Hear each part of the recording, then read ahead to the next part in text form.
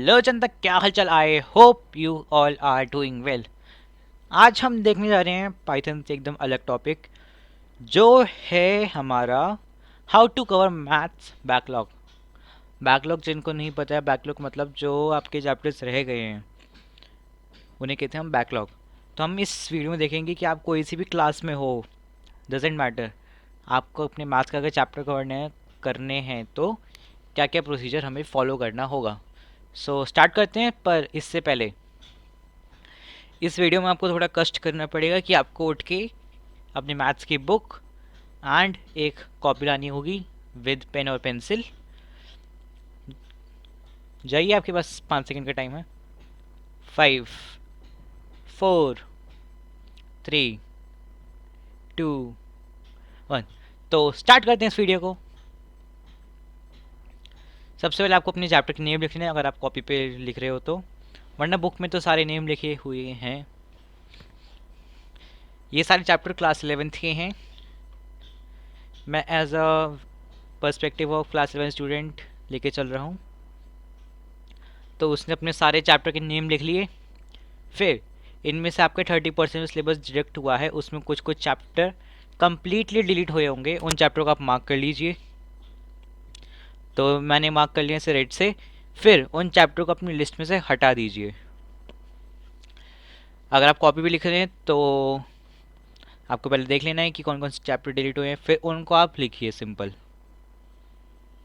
Arrange remaining chapters. तो ये जो चैप्टर हैं हमें इन्हें पढ़ना है।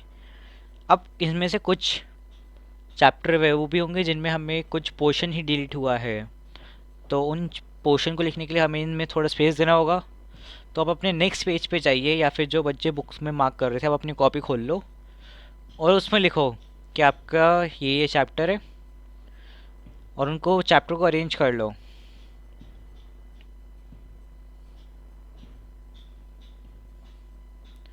यहाँ पे मैं सब में थोड़ा थोड़ा स्पेस क्रिएट कर देता हूँ।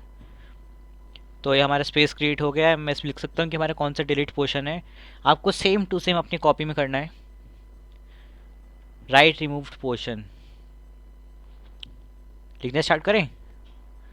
तो मैंने तो यहाँ पे पहले से लिख रखा है। तो 11th के बच्चे के लिए जो मैथ्स में है, ये पोर्शन इन इन चैप्टर में से कट गया है। जैसे ये लीनियर इक्वालिटीज़ में हमारा कुछ नहीं कटा है, तो वहाँ पे नील लिख दो। ऐसे ही आपके जो बचे हुए चैप्टर्स हैं उनके लिए करना है। तो हमारा ये नहीं आएगा। अब हमें पता है कि हमें क्या पढ़ना है और कितना कट गया है। ठीक है। फिर अब इस वीडियो का सबसे इंटरेस्टिंग पार्ट आने वाला है। आपको इन चैप्टर को नंबर देना है।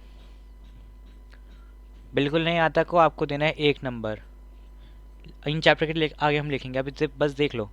जिसका आपको चैप्टर का इंट्रोडक्शन पता है उसका आगे लिख दो 2। जिसकी आपने एनसीईआरटी कर ली उसके आगे 3। जिसका आपने previous year question, example, supplement या कुछ भी कर रखा है 4 एनसीईआरटी के अलावा। और अगर आप पूरे कॉन्फिडेंट हो कि हाँ भाई कोई भी क्वेश्चन आ जाए हो जाएगा, तो उसके आगे लिख दो 5। तुम्हारी नंबरिंग हो गई। इससे आप पेज पे लिख लो ताकि आपको ध्यान रहे कि हाँ ऐसा कुछ था, तो हमने ये चैप्टर का नंबर भी लिखे, आपको ध्यान रहेगा। फिर हम इसमें डालेंगे अपनी नंबरिंग। स्टार्ट करें। चलो करते हैं स्टार्ट।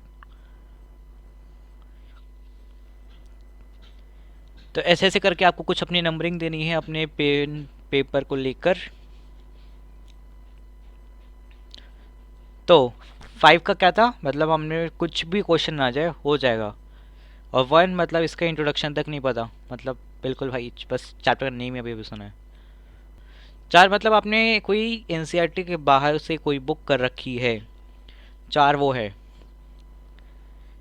3 मतलब आपने एनसीईआरटी तो कर ही ली है। 4th मतलब कि हाँ भाई हो गया कुछ, मतलब हो जाएगा थोड़ा थोड़ा, पूरा भरोसा नहीं है।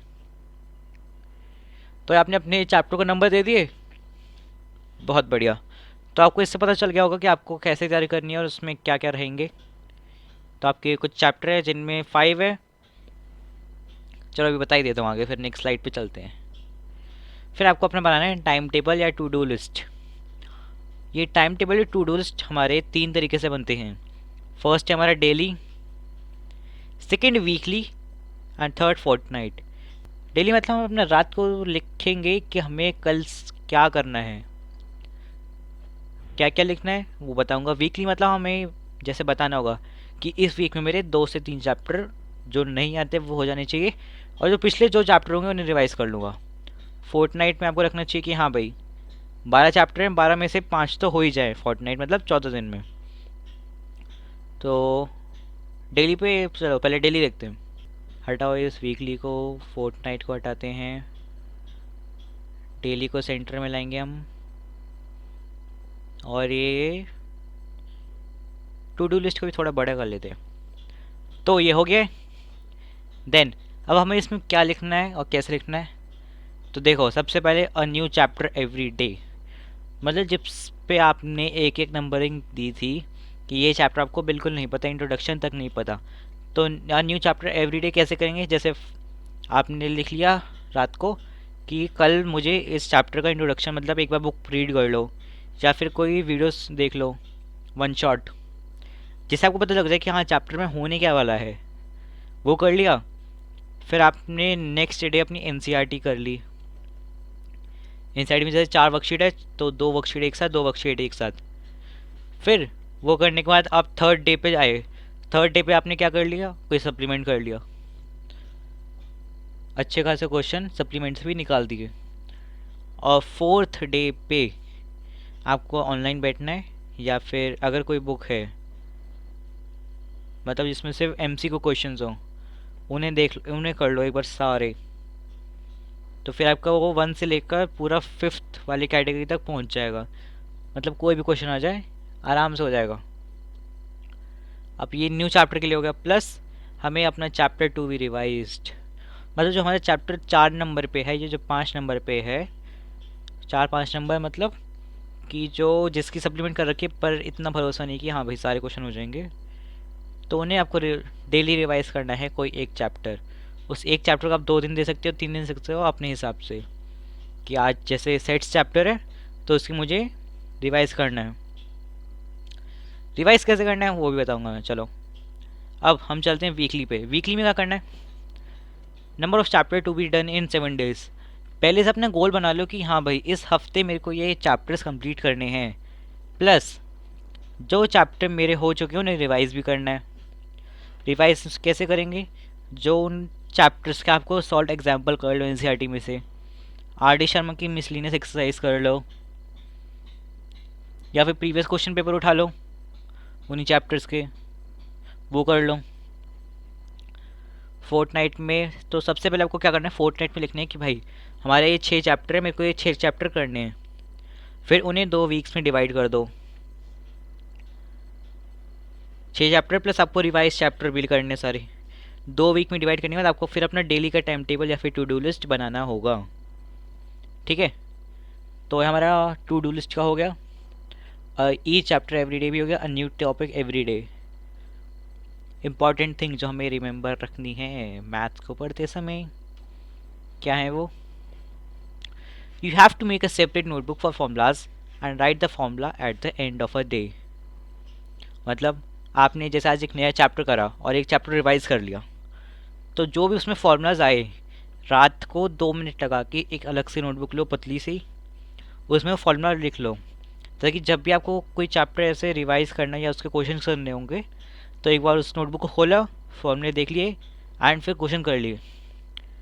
बट जो चैप्टर आप एक दिन में करोगे या जो चैप्टर आपने आज किया उसके फॉर्मूले आपको आज ही लिखने हैं, ये नहीं कि कल सुबह तक लिख दिए।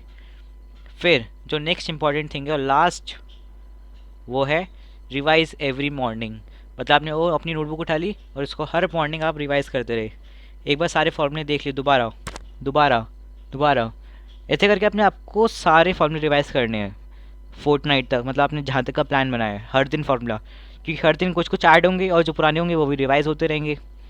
ऐसे धीरे धीरे करके आपको सारे फॉर्मूले रिवाइज हो जाएंगे और आपका पूरा सिलेबस कंप्लीट हो जाएगा। ठीक है, तो ये थी हमारी आज की वीडियो।